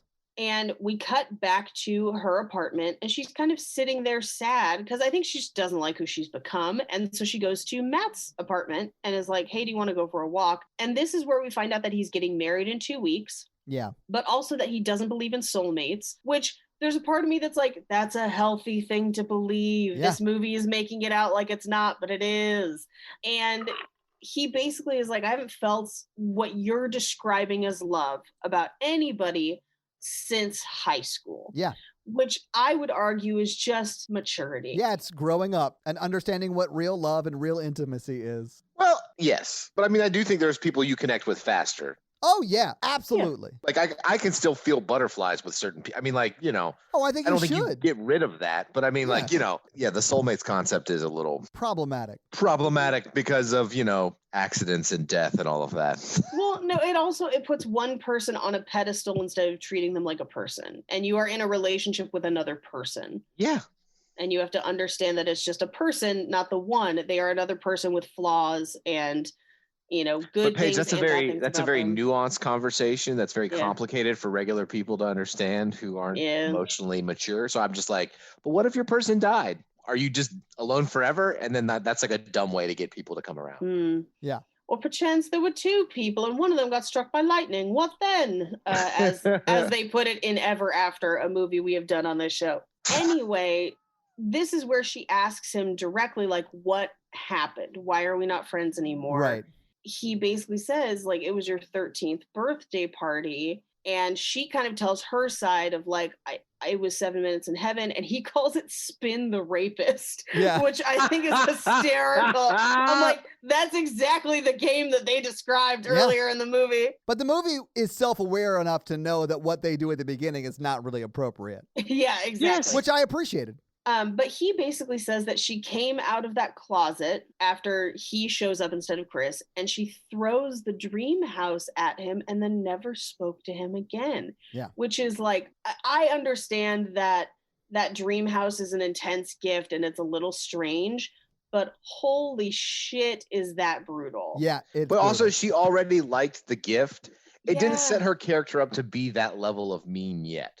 But no, but if you were a 30-year-old realizing you were in your 13-year-old body, you might be real it's the pissed. only. Yeah, I cannot believe we solved all the plot holes in this movie. Yeah, we fixed this movie. You're welcome. But he basically is like, hey, it was a long time ago. Don't worry about it. Because in his mind, they've grown apart and it's fine. And she doesn't have to be a part of his life. And so it's not an issue. I mean, how many friends, we're all in our 30s. How many friends are you still friends with from when you were 13? From when I was 13. That are not family members. None? Yeah. Maybe one? 3 that I would say I talk to on a consistent enough basis. Fair enough. But and to be honest, there's probably of those 4, only 2 that I talk to consistent enough to be like, we are adult friends that know a lot about each other. Yeah. I mean, I have friends that I had when I was 13, like on Facebook and stuff. And if they were like, hey, Todd, will you help me move? I'd help them move. Like, they're like great people. I love them to death. I would do anything for them, but we just don't talk. We're not like friendly anymore. I don't help people move. Yeah, I noticed that recently. So she basically says, like, I don't deserve you being nice. I don't have any real friends. I don't talk to my family. I'm not a nice person, and I'm not 13 anymore. And she kind of runs away. And we cut to her on a train where she sees like a group of like girls about 13 sitting on the train talking to each other. She goes to her parents' house. She goes up to her bedroom, and now it's an exercise room and office. Yeah. She goes down into the basement, walks into the closet, and the dream house isn't there. I kind of half expected it to be there because I didn't remember this movie. Yeah. Man, this scene, I got a little teary-eyed in this like little vignette of scenes. This made me cry. Because she's like doing the same thing she was as a little girl, like hitting her back against the shelf where the dream house was. And then her parents come home and they like sort of take care of her. And she's lucky she didn't get shot because they fully, I don't know why he went to check the basement. That's an intruder. They probably heard the banging. Home. I mean, it's lucky that she didn't get Oscar Pistorius. No, my for God. Real. No, he's right though. Because like if I came home and heard somebody in my house and Jake was with me, I'd be like, who the fuck is in our house? Get your katana! Anyway. But it's so sweet. They like take care of her. They put her back in her room. Yeah. The stormy night she goes and like lays in her parents' bed. I was like, oh, that was so sad. She's eating pancakes with them and she's talking to her mom in the next scene. Like it's so sweet. Yeah. She spends the night at their house, sleeping on the couch. She climbs into bed with them. And the next morning she's talking to her mom and she's like, do you ever wish you could go back? Like if you were given a do-over, what would it be? And her mom's basically like, nothing. I wouldn't go back because I learned from every mistake that I made and I wouldn't be where I am without them, which is my personal philosophy about time travel. Don't go back. Embrace But also, we have to look at this scene in a lens of her parents are finally getting that I told you so moment where their daughter realizes she's a total asshole and has come home full of regret and wants to change everything about who she is. And the parents are just super excited, but like keeping it under lid. You know what I'm saying? Mm-hmm. Yeah. Because you know when she left, they're like, finally, our daughter's back. Yay. So we cut to, she goes back to the city. She's looking at her old yearbooks and she realizes that Matt took almost all the photos in their yearbooks. And so she decides that that's how she's going to do her redesign, is like a yearbook. She runs into Judy Greer in the elevator and Judy Greer has this like, oh yeah, I'm kind of doing this thing with somebody else. And she's like, don't worry, I am too. So we cut to Central Park where she's kind of invited Maddie there without telling him what's up, which I'm like, wouldn't he have to sign a contract or something? But sure, fine. Or find out what his day rate is. Like, because she hires him right there and hands him half the money. It's good that he's like, oh, wow, this is a lot of money. But I mean, he might have just been like, oh, this is not enough. My day rate is, Yeah, like he might be a very sought after photographer. His Greenwich Village apartment's pretty banging. Yeah, but they do like kind of like a varsity like sports shoot, and then they do like a prom photo shoot, and she and Matt end up dancing. He brings her a flower when they do the graduation shoot. Yeah, they're full on work flirting. Yeah, they're work flirting. Yeah. I don't know anything about that. Yeah, of course you don't. Oh, Mikey. All the photos come out beautiful and they're looking at them together. And she says, I wish I had Razzles right now. And he was like, I haven't had Razzles in like 15 years. Basically, since the last time they had Razzles, essentially. So they go and find some and they go for a walk while eating Razzles. At which point I was like, did Razzles pay for product placement in this movie? Wait, Razzles are real? Yeah, you never had Razzles? I did not know Razzles were real. What? It is both a candy and a gum, but also it like foams in your mouth, kind of like Pop Rocks a little bit. It's like kind of like soda. I want Razzles. That sounds good. They're all right. It's not my candy of choice, but they're decent. But they come in a bunch of different colors, which is why I thought it was weird that both their tongues were red. So they show each other their tongues, and she says, do you want to know a secret? You're the sweetest guy I've ever known. but I bet I could still beat you off the jump. So they go on the swing sets and they're going to try and jump. And conservatively, it looks like she breaks a leg when she jumps off. They do look real rough. They both have the saddest jump ever off the swings. Yes. It looks like a death in Grand Theft Auto. It does. I need someone... Where they kind of like their arms kind of go akimbo, I need someone to take that scene and then put like in slow motion and then you die. Yeah, wasted over it. Hell yeah. Oh my God, that'd be so funny. But anyway, they land miraculously without broken necks. Well, they break each other's fall with their soft, supple bodies. Yeah. Jennifer Garner's not. I mean, like, she's pretty skin and bone. I don't think she would be comfortable to land on. So is Hulk Ruffalo. Hulk Ruffalo is like the perfect amount of doughy in this movie. Ooh. I'm into it. I am into Mark Ruffalo in this movie. Paige has a type. Yeah, we all know. Magicians. Yeah. Cut it out. No cut. Is this your future? Oh my God. That is 100% how every magician should propose to his fiance. Is this your future? I just reveal the ring. Hell yeah. The best would be like, I'm gonna need to borrow someone's wedding ring and then take it like from the audience. Who thinks they have the most expensive wedding ring here? Thank you. Or pull like the Amazing Jonathan and just like pocket it. Yeah. So they had bet whoever jumped farther owed the other one Orange Julius and a dinner to celebrate their redesign being chosen. Right. Great. But they land on the ground with broken bones, and his arm kind of lands like near her arm. And so she kind of feels his arm and just says, "You've got arm hair." And he's like, "That's not the usual reaction that gets when I'm fully pushing my pelvis into a woman. They don't normally say, "Ooh, you've got arm hair." Ooh, you've got arm hair. But he leans down and kisses her. And if this wasn't cheating, and if she wasn't a 13-year-old in an adult body, this would be very, very cute. I'll say this. This is a very 13-year-old type of kiss. Yes. As far as like how it happened. So I do feel like it's somewhat appropriate, aside from the fact that he is fully engaged to another woman he will be marrying in less than 2 weeks. Mm-hmm. So we cut to back in her apartment. She's talking about it with all the other girls in the building. And she's like, "I know this is a troubling relationship that we have as a group, but I'm getting goosebumps." Don't tell your parents you're here. Shh. Tell them you're all at each other's houses.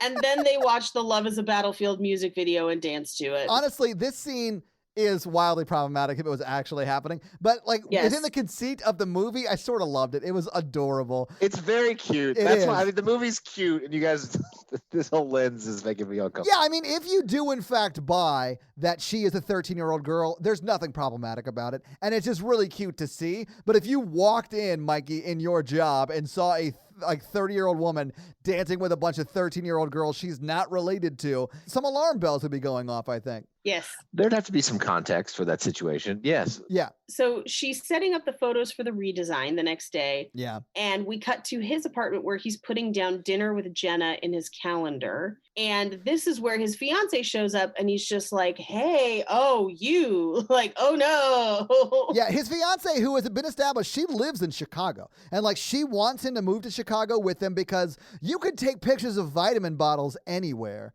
Which I guess is true, but sort of a dicky way to say it, but whatever. She's a news person. She can't move. Her job's there. I mean, this is a conversation my husband and I have where it's like, you can't do stand-up comedy anywhere. So like, but you could do carpentry everywhere. Yeah.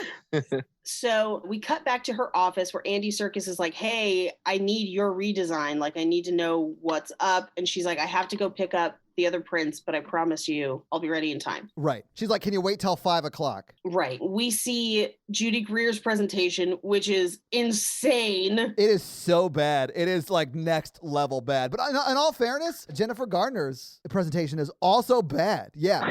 No, but it's not as bad as Judy's. No. It's there are two choices. Yeah. Fashion, suicide, cause of death, chicness. I was like, what the this fuck? is terrible. It's like heroin chic, but with more heroin. And I was heroin chic one better. It will kill. And I was like, who are you? The guy from Forged in Fire? Like, this is great. I was like, well, I don't understand the concept. There isn't one. It's just like fucking death and fashion. What else matters?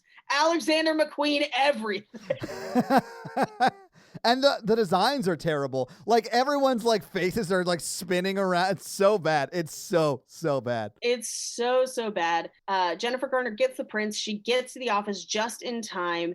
And then here's the thing. The presentation materials she has are terrible because they just look like a yearbook. Yeah. But her pitch for no one knows these fashion models. People want to see people like them, I think is brilliant and great, but it's the beginning of a concept. Yes. We needed to take it a little further. Well, but also she's a 13-year-old. Yeah. But also Andy Serkis is like, this is all we got. So yeah, sure. So yeah, it's definitely yours and not that fashion suicide one. And he tells her they're going to present it to corporate first thing in the morning. And then he asks about the photographer. This is the like, is he gay? Are you gay? Yeah. Where he just laughs and walks away. Hysterical. So she walks outside and she's having like her moment of like, yes, I did it. And just barely misses Matt, who walks down the sidewalk to her office and runs into Judy Greer, who has basically gone into Jennifer Garner's office, found envelopes from Sparkle, because it turns out Jennifer Garner was the leak the whole time. Yeah, she was. Yeah. Because she's a terrible person. And Judy Greer calls Sparkle and makes her own deal. And so when Matt shows up to the office, she says, oh, Jenna decided to go a different direction. Can you sign this release, though? Yeah. Basically, which is brutal. We cut to Jenna's in her apartment dressing up because I think she's thinking they're going to go on their victory date. She walks outside and it's raining. So she does the patented rain spin.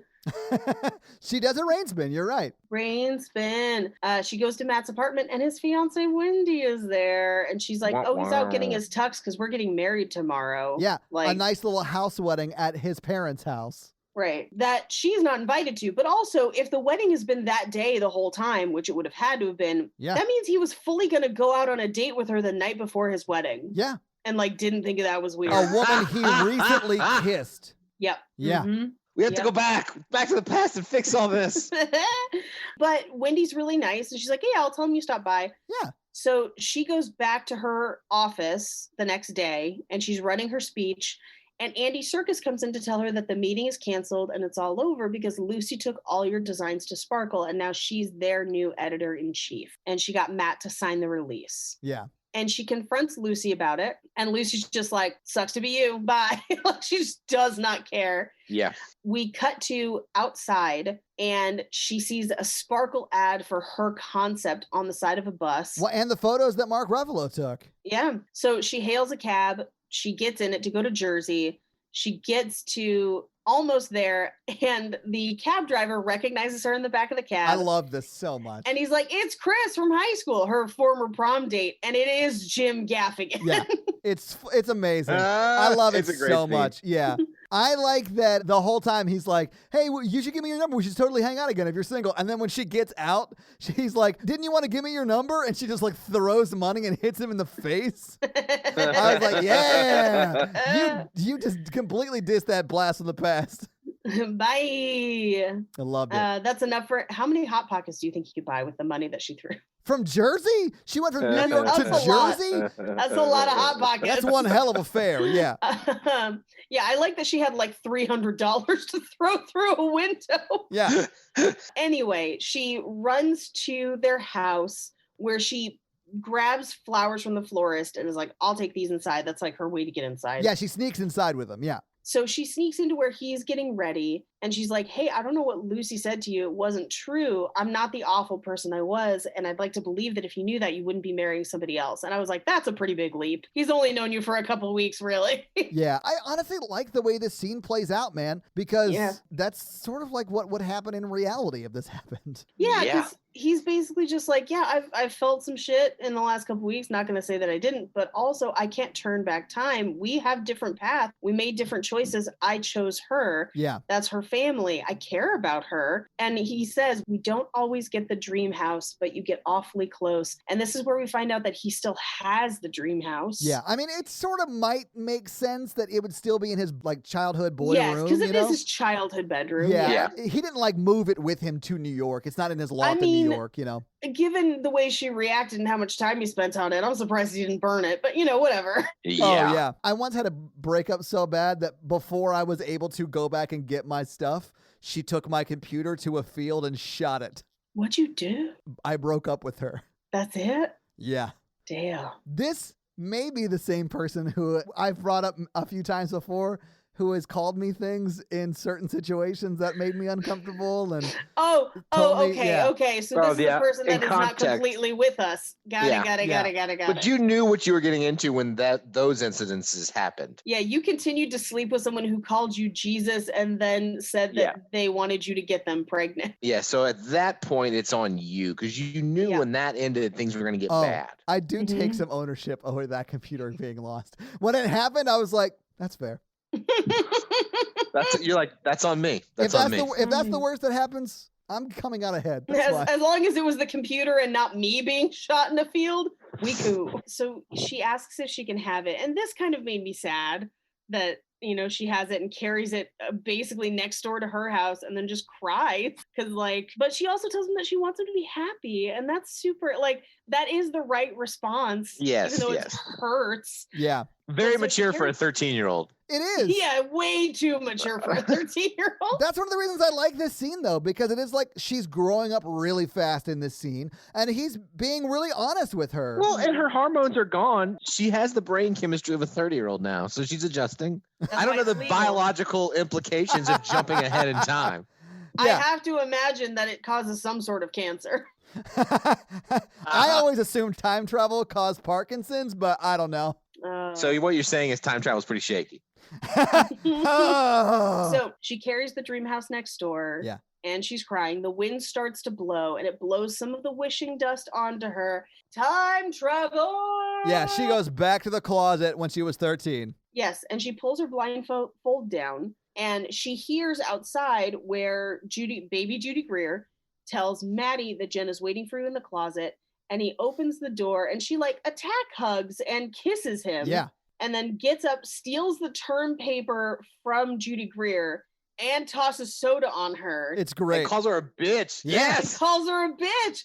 And we see a different timeline where she and Mark Ruffalo get married as adults and they move into an actual pink dream house. Yeah, they live in that dream house. I thought that was so sweet. I was fully crying at this moment.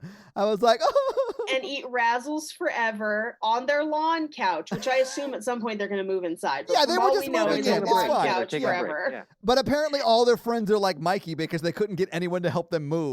You're 30 years old, paid for movers. Oh, God.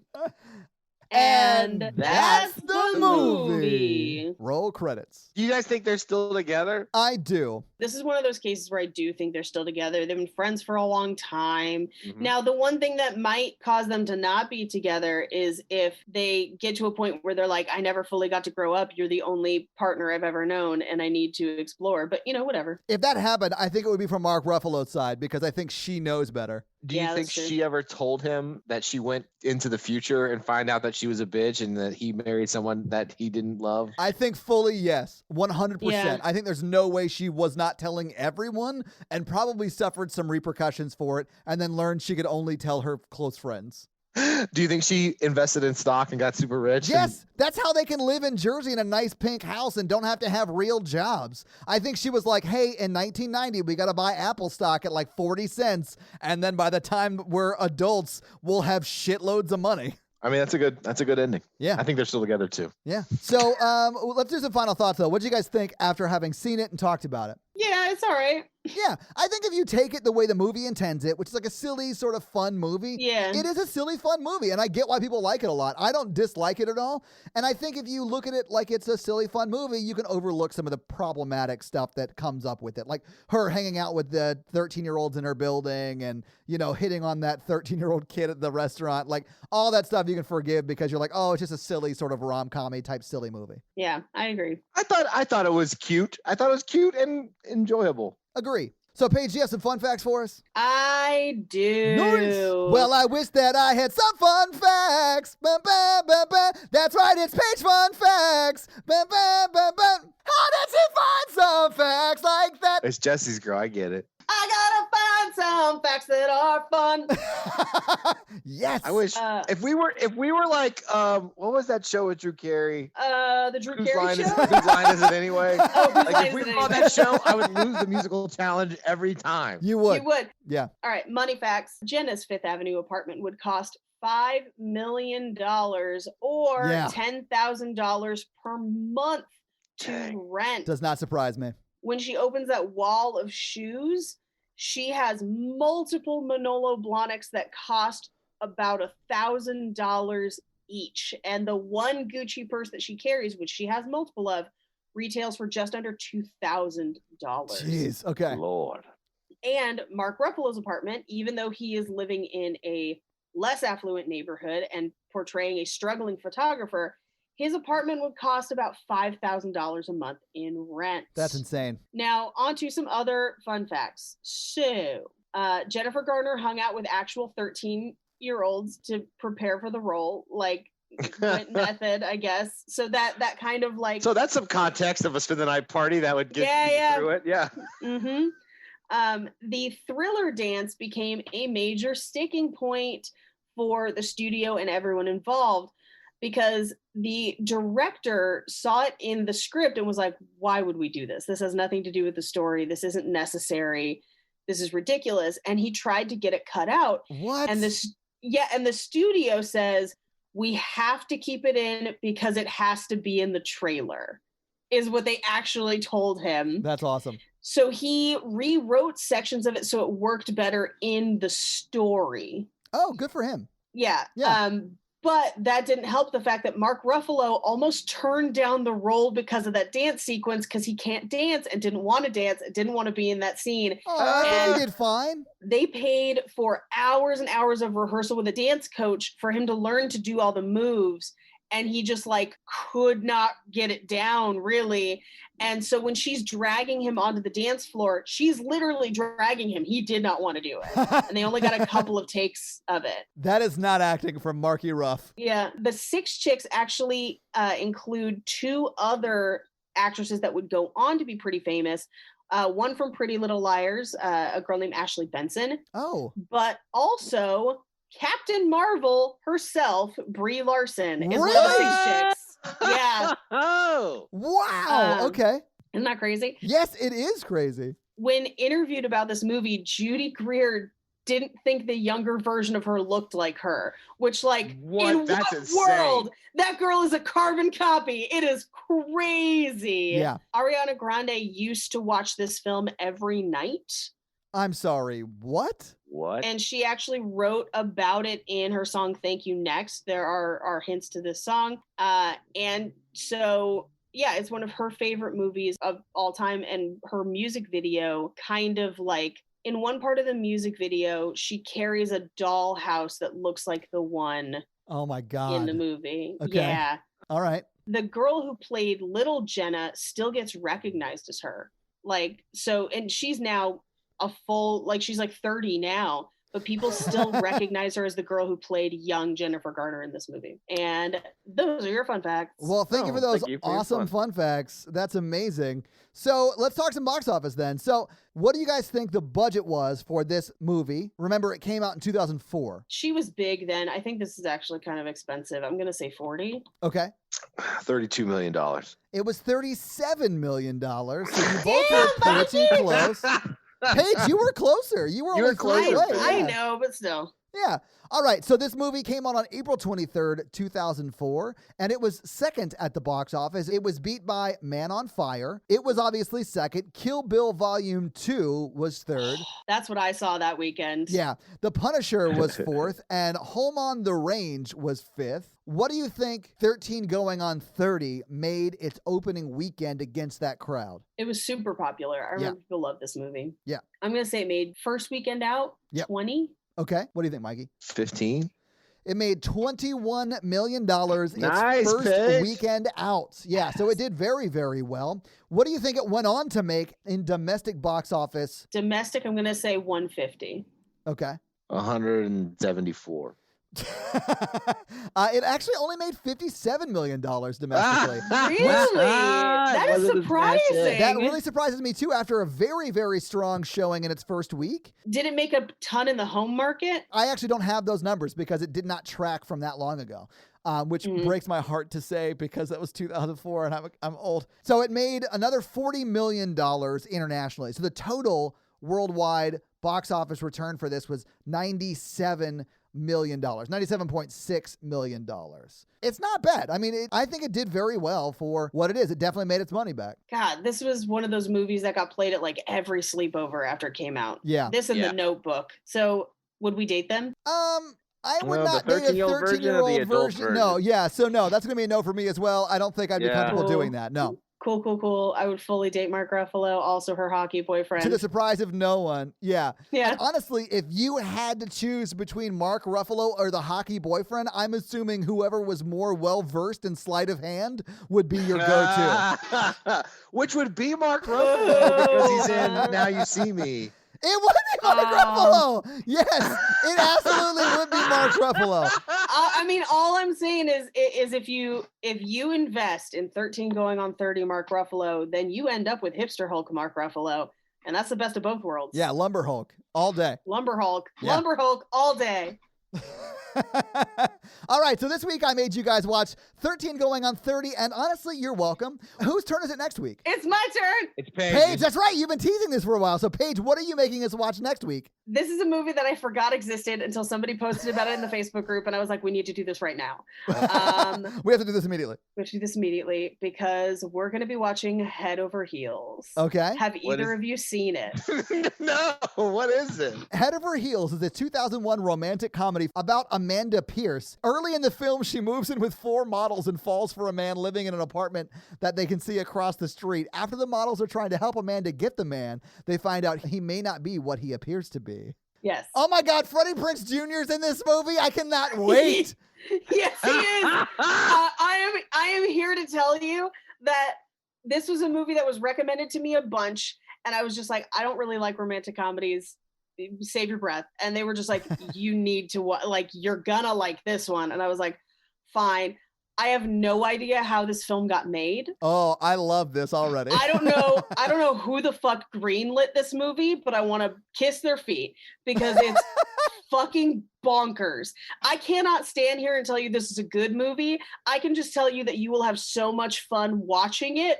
That's all you need to know. God damn it, I can't wait. I'm so excited. This episode's going to be fucking fire. I'm so excited. All right, guys. So your homework for next week is to get together with your 4 supermodel friends, get wine drunk, ogle the man across the street, and watch Head Over Heels. So, yeah, guys, if you like this power throuple that we have here on this podcast, make sure to check out our other podcast, The Horror Virgin, and that is the only other podcast that Mikey and I are on, but Paige gets around, and she is on 2 other podcasts, Black Card Rehab and Cult Podcast. So guys, definitely check out those because they're amazing. If you want to follow us on social, we are at Romancing the Pod Show. Yes. On Instagram, and we are at something else on Twitter who I just have never taken the time to learn It's just Romancing Pod Show because they have a character limit and it's show, SHO, like Showtime. So guys, check that out as well. And if you want to follow us all individually, Paige is at Rampage Wesley everywhere, including TikTok. except for Twitter, where she is at Paige Wesley. Mikey is at mrandolph24, and I am at Todd J. Awesome everywhere. And guys, we got a P.O. box. So if you want to send us some love letters or whatever you might send to a P.O. box, it's actually not a P.O. box. It's like a regular street address. It's pretty awesome. It's 6688 Nolensville Road, number 108-34, Brentwood, Tennessee 37027. So send us some stuff. Yeah. That's going to be it for us, you guys. Yeah. I'm Paige. I'm Mikey. And I'm Todd. And you complete us. To completion. Toodle pip. Do you want some razzles? You said it like the Joker. Like, that's terrifying. We live Let me society. put some smiles on that face. Here are razzles. They're delicious. Do you know how I got these razzles? Do you know how I got these razzles? I bought them at a store. I don't know why you thought it'd be anything different. I guarantee you, Paige has never been more attracted to the Joker than when he said, "Do you want to see a magic trick?"